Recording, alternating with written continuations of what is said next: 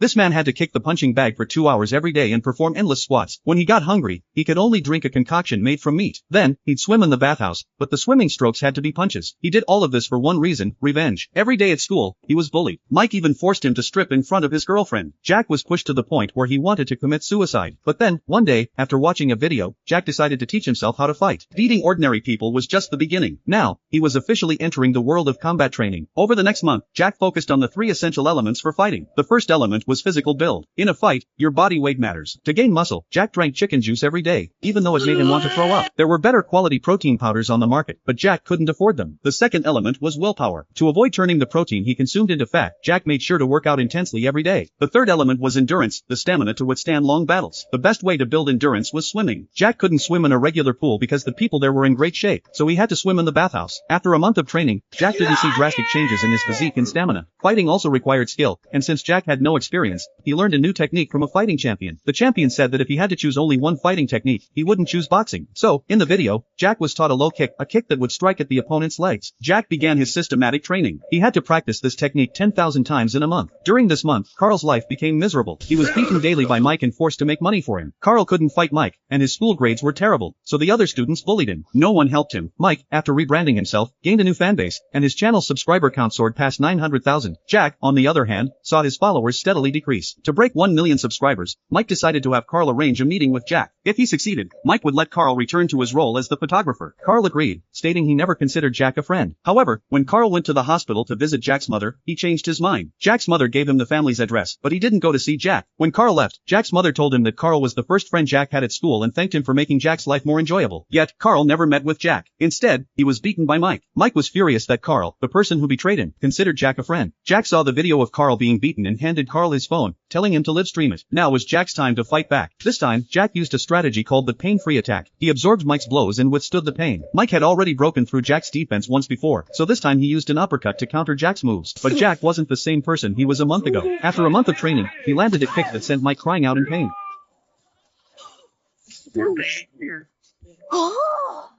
However, Mike laughed. In his mind, a low kick was supposed to land on the thigh, but Jack had kicked him in the calf. At that moment, a fighting expert confirmed Jack's technique was correct. Even Kevin noticed that Jack had deliberately aimed for the calf. In mixed martial arts, the most powerful low kick is the calf low kick, a technique that can instantly cause damage with just one hit. Even professional fighters could be hurt in one round by this technique. Kevin admired Jack even more and followed his channel. However, Jack still had a significant size disadvantage compared to Mike. The video had mentioned that when two fighters are mismatched in size, escaping is crucial. Jack knew he had to keep his distance from Mike. If Mike caught him, it would be like last time, another beating. Yet, something seemed off. Jack appeared to only know how to do the calf kick. Mike noticed the opening, blocking Jack's kick and preparing to retaliate. Jack had only learned this one technique in the past month. Now that Mike had blocked it, Jack had to face Mike's offensive. Fighting a skilled opponent with just one technique was incredibly difficult, but the video had taught Jack another trick. When his opponent focuses on one move, it's the perfect time for Jack to strike. He was completely broke. Jack had no choice but to keep working shifts at the burger shop. He couldn't help wondering why someone like Mike could earn 30,000 so easily, while he had to work an entire week to make the same amount. The only silver lining was that the girl he liked, Jenny, worked there too. Just seeing her every day made him happy. What Jack didn't expect was for Mike to show up at the shop. Jenny was so beautiful that a photo of her had gone viral online, and Mike came to stream the encounter for clout and to get her number. Mike told Jenny to make a burger exactly like the one in his picture, or else give him her phone number. Jack's stomach tightened. That burger had more than 10 different ingredients, making it in 30 seconds was impossible. But he had to protect Jenny, so he decided to try. Mike, pretending to be casual, said he didn't really want to do this but his viewers insisted. He told Jenny to just give him her number, promising to buy her coffee afterward. Before he could finish, Jack placed the burger in front of him, a perfect match to the photo, complete with a little flag and an extra slice of meat. Mike was stunned. Jack told him to leave before he disturbed other customers. Jack knew that doing this meant he'd probably get beaten up back at school. He didn't even know why he did it wouldn't earn anyone's respect, but he also knew it didn't matter. At school, he'd get hit no matter what. What he didn't realize was that Jenny's view of him had just changed. That night, Jack went home and, for some reason, agreed to let Carl hang out at his place. Carl used Jack's mom's account to livestream while playing games. Jack even made him instant noodles. A viewer told Carl that if he got 30 kills in the game, they'd send him a 30,000 gift. Carl was at 28 kills when Jack walked in with the noodles and tripped over a fork.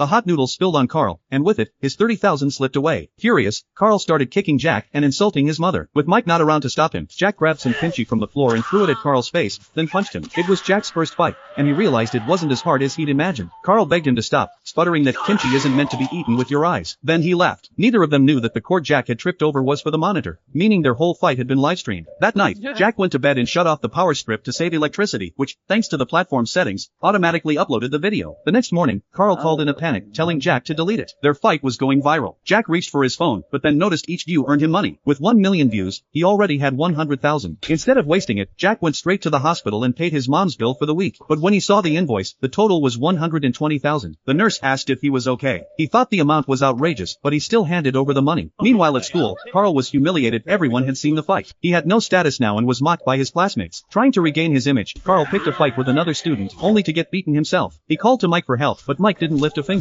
After leaving the hospital, Jack checked the platform again. His video had 10 million views, meaning he was about to earn $1 million. It felt like a dream. Then, out of nowhere, a fist slammed into his face. It was Carl, demanding half the money because he was in the video too. He also complained that everyone was laughing at him now. Jack wasn't having it. He kicked at Carl, determined to show him who was really stronger, and there was no way he'd give him a single cent. After a short fight,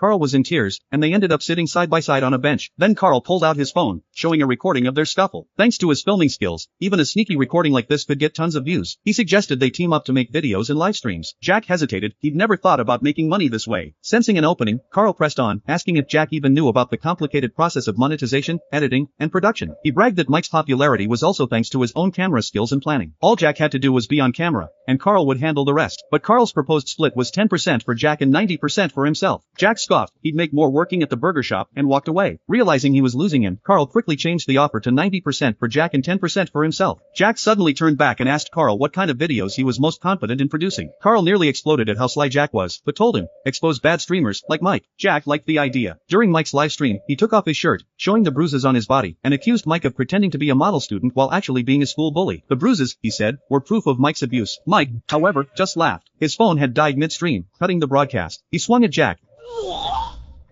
slapping him repeatedly. Mike was enjoying himself, but he didn't realize this was all part of Jack and Carl's plan. Carl had secretly started a livestream on his own phone. The idea was simple. Jack would just stand there and take the hits, and they'd make money off the views. But Jack got a new idea. Maybe the audience would like it even more if he fought back. As he squared up, he got a good look at Mike's massive build and tattoos, and instantly regretted it. He silently prayed someone would step in, but the crowd only egged them on, wanting a fight. Then Mike crossed the line, saying Jack was so smug that's why his mom got cancer. That lit a fire in Jack. He demanded Mike repeat what he'd said.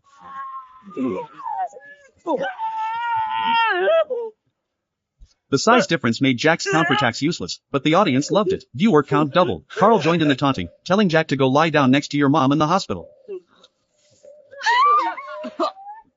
Jack's body ached, and he realized this was what a real beating felt like. Last time with Carl had been nothing in comparison. Just when Jack thought Mike might actually kill him, a voice from the corner of the classroom spoke up, telling them to keep it down. He was trying to nap. Mike turned to snap at the guy, but when the man looked up, everyone froze. It was Kevin, a rising MMA star. Kevin calmly said he wanted to sleep and didn't want noise. Mike instantly backed off and left. Thanks to the stream, Jack picked up a chunk of Mike's old fans. That night, Mike went home relieved his phone had been off. At least Jack couldn't have exposed him. But when he charged it and checked his messages, his inbox was full of insults. His follower count had been cut in half.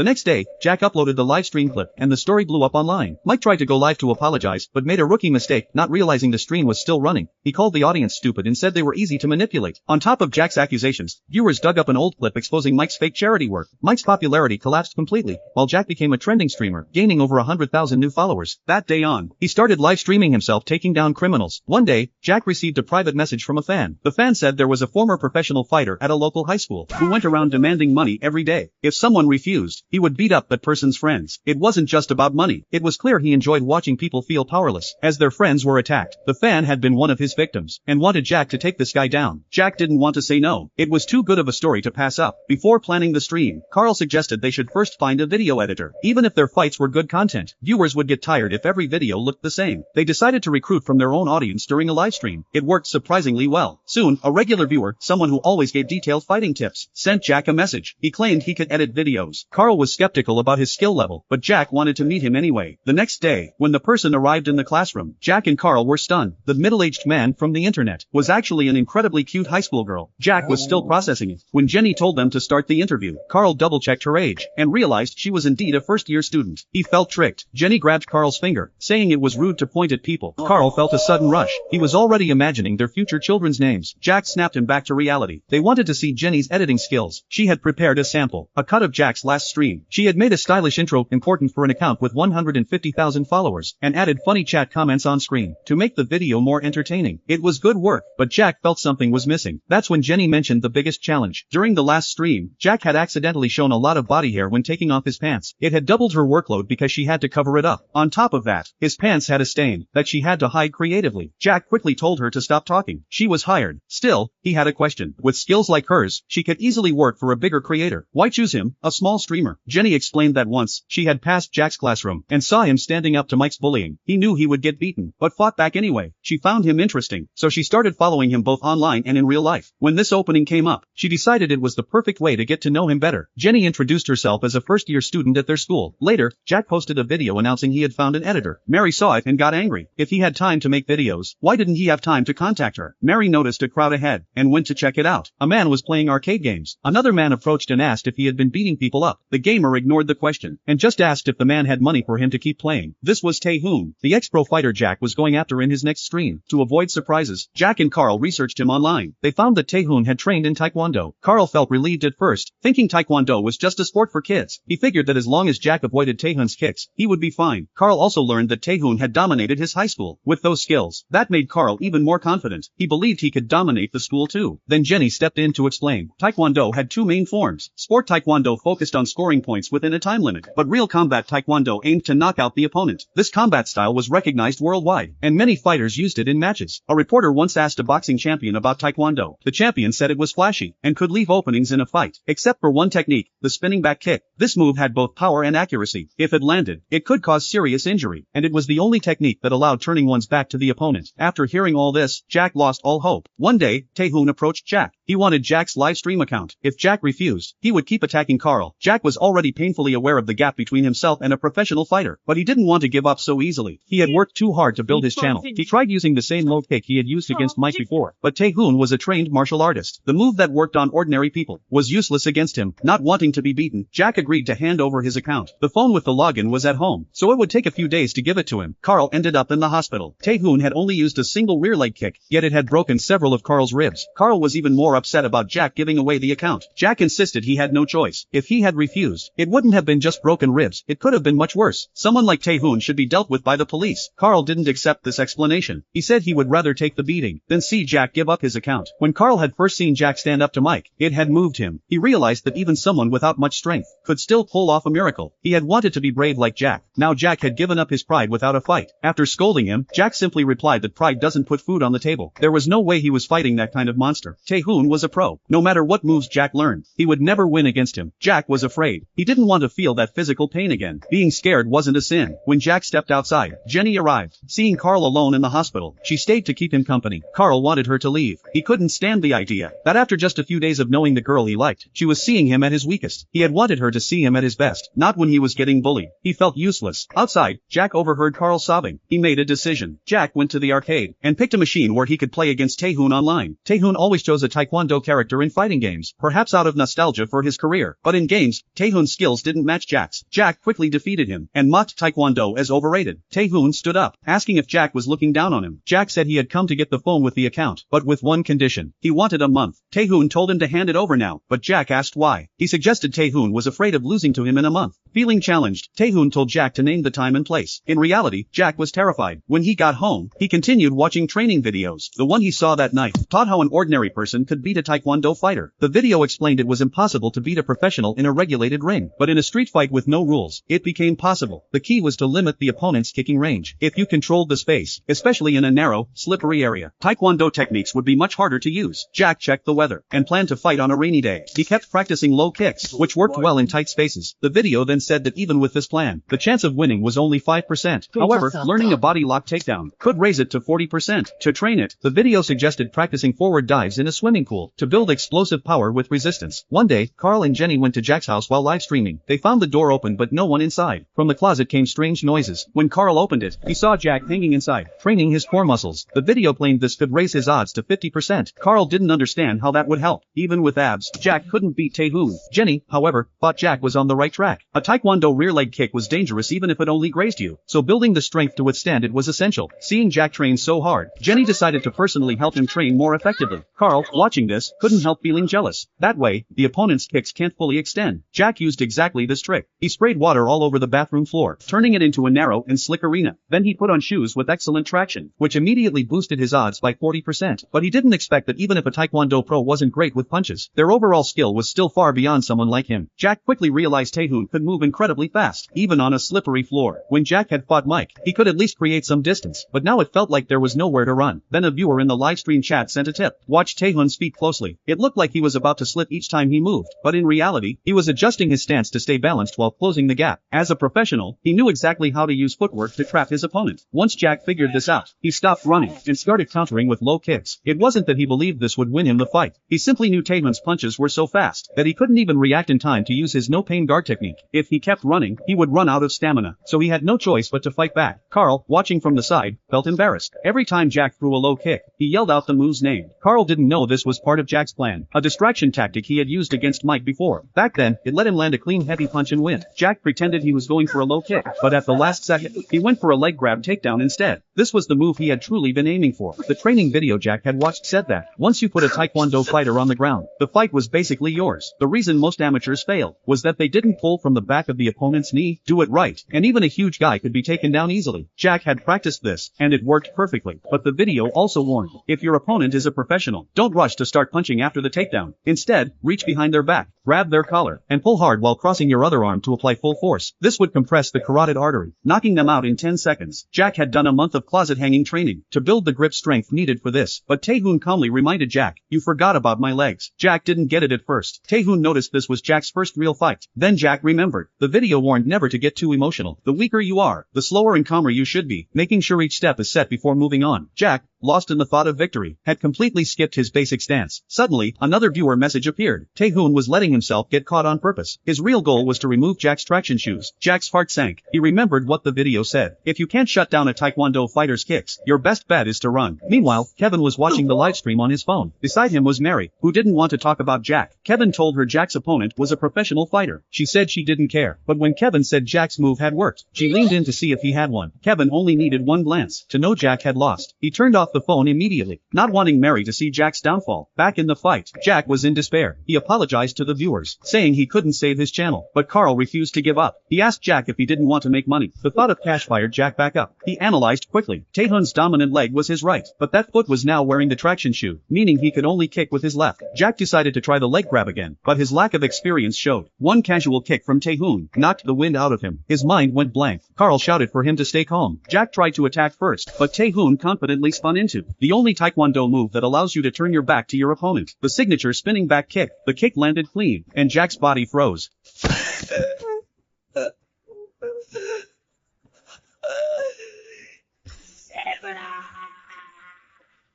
After Jack was hit by Taejun's back kick, he lost his ability to move. Jack had promised Taejun that if he lost, he would give his account to Taejun. As Taejun was about to take Jack's live streaming account and go film videos with Carl, Jack surprisingly stood up again. To withstand the force of Taejun's kick, Jack had specifically strengthened his abs during his training. That's how he managed to endure Taejun's powerful back kick. Jack then found a spot in the bathroom stall. He planned to use the narrow space to continue his fight with Taejun. Taejun found this amusing because Jack's position would only trap him inside. Taejun prepared to make the first move.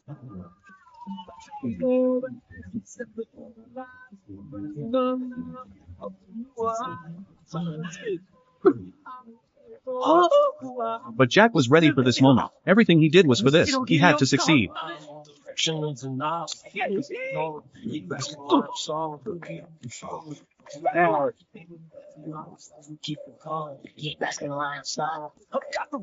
At that moment, Kevin opened the live stream again. He watched as Jack performed the baseball choke move. Kevin thought it was perfect because years ago, he had used that exact move to defeat Taejun. That match left a deep psychological scar in Taejun's mind. Whenever Taejun encountered the baseball choke in a match, he would instantly surrender. That match marked the end of his professional career. Now, Taejun was performing the same surrendering slap from that time. It was humiliating for a professional fighter. To make matters worse, his opponent was Jack, an amateur fighter who weighed less than 50 kilograms, was shorter than 1.7 meters, and had no professional training. But at this point, Carl suddenly noticed something was wrong. He rushed forward and told Jack to let go. If he kept going, Taejun might die. However, Jack had gone wild. He didn't notice Taejun's surrender, nor could he hear anything around him. All he could think about was what was mentioned in the video. He had to hold his opponent for at least 10 seconds. After all, fighting wasn't a competition. If his opponent still had the ability to fight, there was a chance they could get back up and retaliate.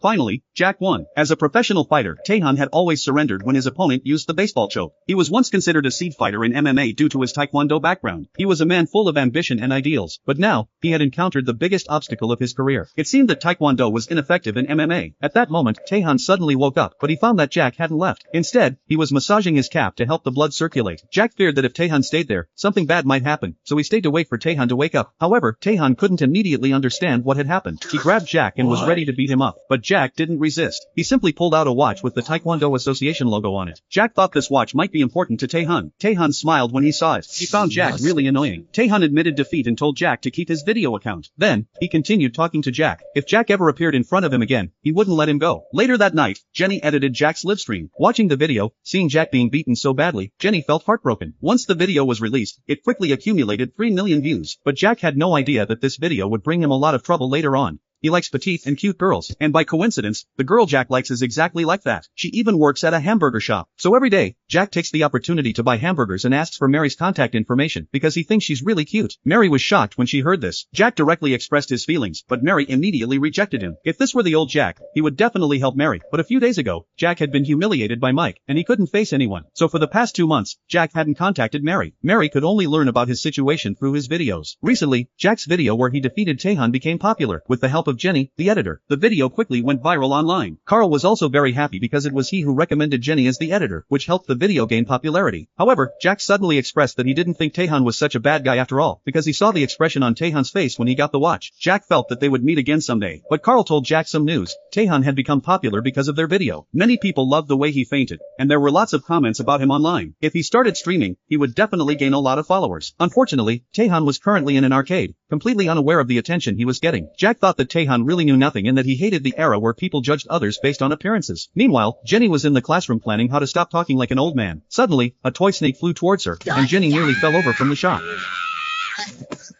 Her classmates saw her reaction and started laughing, and they recorded it on their phones. Jenny was furious and tried to snatch the phone, but the classmate holding it was too tall, and Jenny couldn't get it. Instead, she was shoved to the ground. It turned out that these people, like Jack, were making videos, but they didn't think that Jenny's reaction would get much attention. They decided to delete it. They began talking about Jack, wondering if they continued bullying Jenny, Jack might use his pain-free beating technique on them. Jenny raised her fist, ready to fight back, because Jack's technique was something even professional fighters used. The pain-free beating technique was a powerful skill, but when Jenny hit one of them on the head, her hand turned red from the pain. The others continued to laugh, thinking they should have recorded that moment. Then, one of the girls grabbed Jenny and told her to stop pretending to be cute, or they would beat her every time they saw her. But Jenny's cuteness was natural, and it wasn't something she could change. At that moment, Carl walked in. He was a grade higher than them and was ready to fight them, but his combat skills were too weak. Before he even touched them, Carl fell to the ground. One of the men was about to continue hitting Carl, but Jack arrived just in time. When the man saw Jack, he started mocking him, thinking his small size made him look cute. Jack looked at the man's large frame and suddenly felt a bit scared, but then he remembered that he had already defeated Taejun. He figured fighting these people would be much easier. Jack tried to intimidate them like Taejun did, asking the man if he had any money. To his surprise, the man handed over the money, and they began mocking Jack for trying to imitate Taejun. They thought it was awkward, as only Taejun could say that line and make it threatening. Just as Jack raised his hand to fight, Kevin appeared behind him and stopped the fight. Afterward, Jenny told Jack that those guys were making prank videos and had quite a few followers. But then, Carl suddenly stood up and scolded Jack for not stepping in to fight those guys, especially since they had bullied Jenny. Jack said he was also angry, but there were just too many of them. Carl asked if Jack was upset because Jenny was bullied. Jack replied that he was angry because his pain-free beating technique had been underestimated. Jenny shared the same feeling. She didn't care about being bullied, but she was mad that those people didn't understand how powerful Jack's technique was. Jack went over to apologize to Jenny, explaining that he was really scared earlier, but next time, if he gets the chance, he'll teach her how to deal with those guys. Jenny blushed. That night, when Jenny got home, she couldn't stop thinking about Jack helping her. She felt so happy. She started hugging a doll and pretending it was Jack, but the memories she imagined were all in her head. Jack wasn't actually as handsome as she imagined.